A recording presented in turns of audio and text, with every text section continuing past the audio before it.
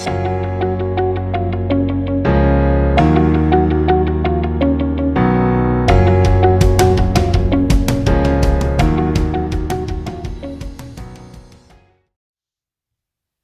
back to another Home Hints from Border Home Inspections. I'm glad that you're taking the time to watch this video, and I'm hoping that it's going to be very useful to you in installing your wood stove. So with the snow on the ground, I've been getting a lot of phone calls lately, people asking me, how do I install my wood stove safely and effectively? So today's video is going to be a bit of a demonstration of how to overcome two obstacles when you're doing your wood stove install. These are two common questions I often get, so I wanted to cover these two in particular. So the first one is, if you install your wood stove, let's say it's in a corner, and the flue pipe is going to go straight up through the roof, but you got a truss in the way, you obviously can't cut the truss. That's not a good idea. Some people do it, but you really shouldn't do that. So what we do instead is we offset the chimney to go around the truss. I'm going to show you how that's done, talk a little bit about materials you use to do that. And then the second question I often get asked is, can I do this through my metal roof? And if so, how do I do it so it doesn't leak? And I would say that this is a very big problem with most of the installs that I see done by homeowners, is the roof flashing. They have no idea how to do it, and sometimes it's just really tarred up really well, and it might not be leaking because they just added a half pail of tar. If you do it right and you use the right materials, you're not going to have these kinds of problems. So I'm going to show you how to use a particular flashing, and there's several flashings out there, but this is the one I like to use and the materials that I like to use. So I'm going to show you this one. It's a product called Excel by ICC, and I'm going to show you how I install it into a metal roof. So good luck out there. Always take the time to learn about what you're doing, especially when it comes to something like a wood stove. You don't want to take the risk of doing it wrong and burning your house down. Of course, not just your house, but your life could be at stake. Learn about it.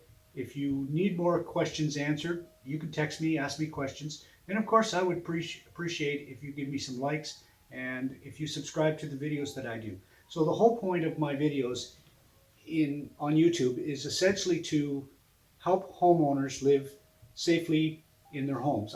I'm not getting paid anything to do this. I just want to share my knowledge to help. I hope you enjoy the video, and let's get started. So here's a typical scenario for a wood stove and the problems that you run into when you're installing a wood stove. So in this case, they left the pad square. They're going to cut it off the front later on. But what they found was when we put the laser level right here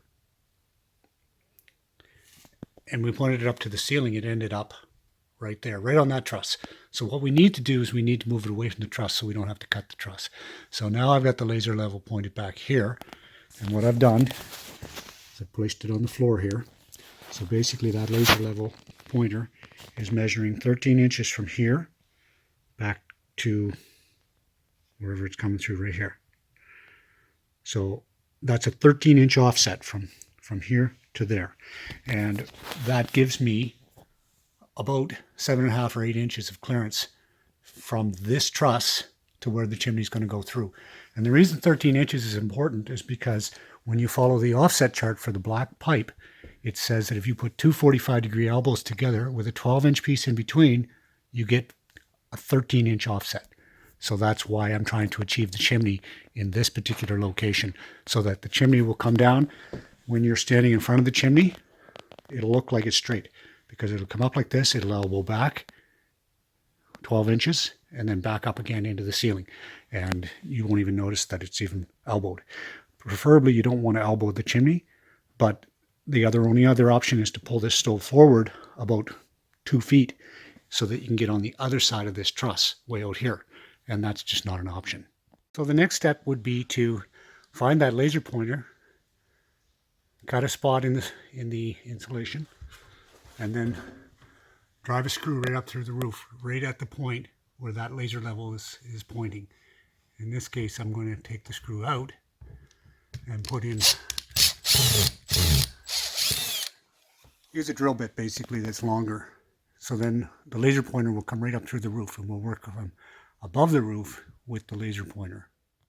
So now that we have the hole open in the insulation and the ceiling, I've drilled a hole straight through, and as you can see, there's a laser level here somewhere.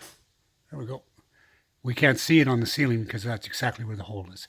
So now I'm going to go up on top and put the flashing in place and measure right to the perfect center of the flashing so that the chimney stays straight. The next step is to take the metal roof flashing and line it up roughly where it's going to go over this hole. I'm sure we'll be able to see that. There's a laser pointer right there.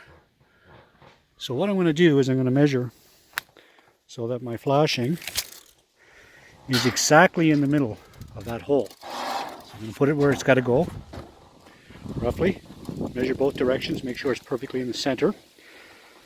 And that's important. If you get this chimney, say, down an inch, where it comes through the roof, it's going to be pointing this way.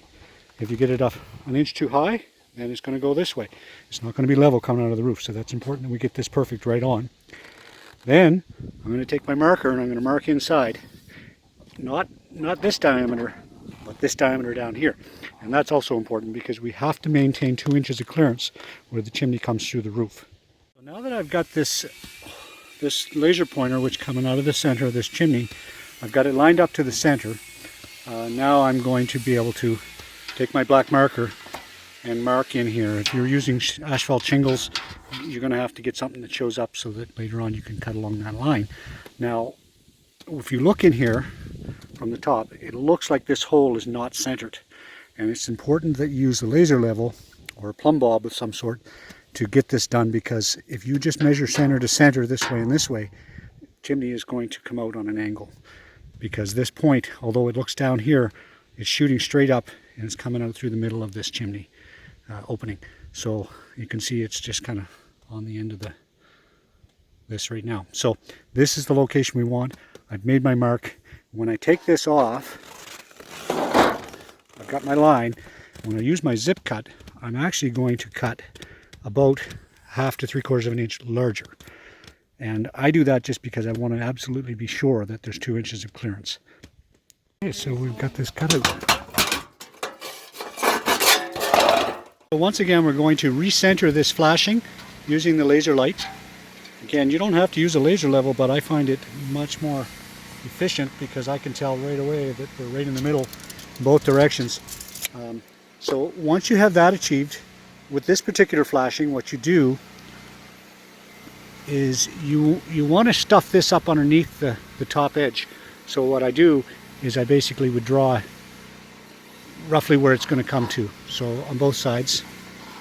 Okay, this line right here is basically how far up under there you want to go to. So that's right to here.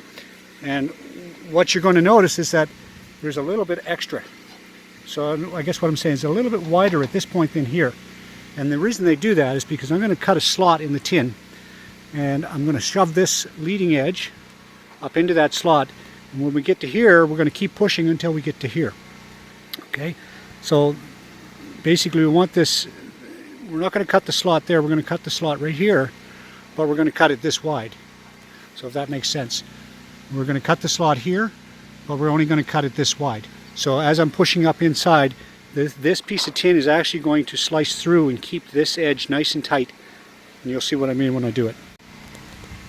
So here we're going to cut this notch right here, and the leading edge of the metal flashing is going to slide in here. And when we get up to where that line was on the flashing, it's going to want to cut in, and it's going to actually make it really tight right there. And that's what I want. Okay, so now I have notched this out, stopping at that line, and I've cut out the bottom edge here to match up with the roof. And the next step would be to lift this up, slide that on.